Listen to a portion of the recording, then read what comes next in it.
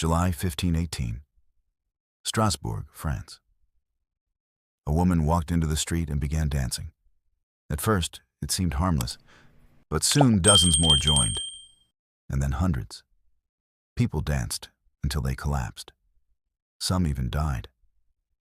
What could cause a city to dance to death?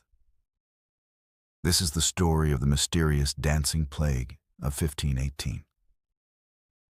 Strasbourg, in the 16th century, was not an easy place to live. Famines had left people hungry, disease was common, and the harsh economic conditions made life difficult for most. People worked long hours in the hot sun or freezing cold, struggling to survive.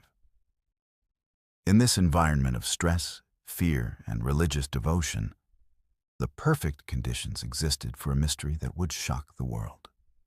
Then, in July 1518, a woman known as Frau Troffea stepped into the street.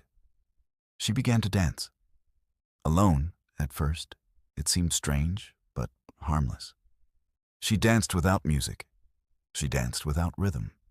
She danced for hours, then for days. Her neighbors were confused and worried. Many assumed it was some form of religious devotion or madness. But then, something incredible happened.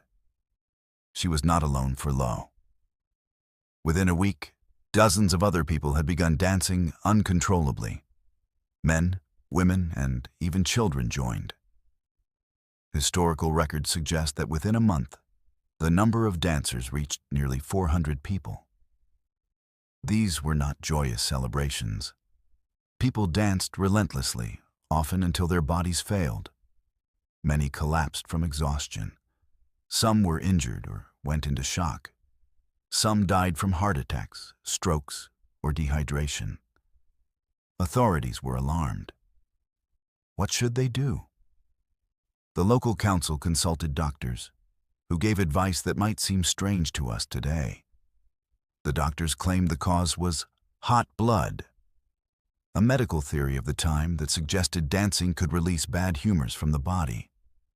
Their solution? Let the people continue dancing. They built wooden stages, hired musicians, and encouraged the dancers to move more. Unsurprisingly, this only made things worse.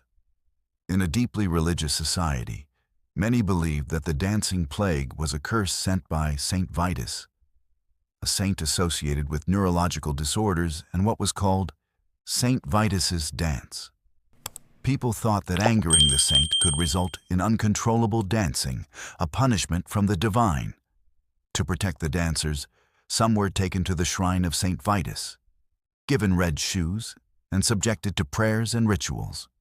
Religious leaders believed these acts could save the dancers from death. Yet, the dance continued. The city was gripped by fear. Families watched helplessly as their loved ones moved uncontrollably, day and night. Historians and scientists have proposed several explanations for this bizarre event. The most widely accepted theory is that this was a case of mass hysteria or mass psychogenic illness. The extreme stress, famine, and fear could have triggered a psychological reaction. Once one person began dancing, others, under social pressure and shared anxiety, may have unconsciously followed. Another theory is that people consumed rye bread contaminated with ergot, a fungus that can cause hallucinations and involuntary muscle spasms. Some modern researchers suggest this could have contributed to the dancing mania. However, ergot alone would likely cause convulsions and illness, rather than coordinated, prolonged dancing. In a society dominated by superstition and religious devotion, fear of divine punishment could have amplified psychological reactions. Strong belief in curses and punishment might have contributed to the collective behavior. Regardless of the cause, the result was terrifying.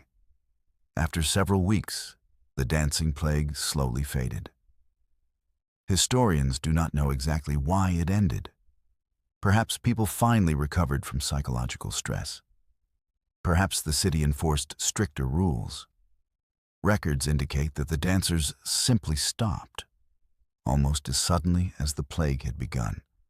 No one truly understood what caused it. By the end, many had suffered severe injuries, some had died, and the city remained haunted by the memory of those weeks of uncontrollable dancing. The dancing plague of 1518 remains one of the strangest events in recorded history. It shows the powerful connection between mind, body, and society. It also serves as a reminder of how psychological, cultural, and environmental stress can interact in mysterious ways. To this day, researchers debate the true cause. Was it mass hysteria, poisoning, divine punishment, or something entirely unknown? The mystery remains unsolved, more than 500 years later. So next time you see a crowd behaving strangely, remember Strasbourg, 1518, where hundreds of people danced until they could dance no more. The cause may never be known, but the story lives on, a chilling reminder of the mysteries that history still holds.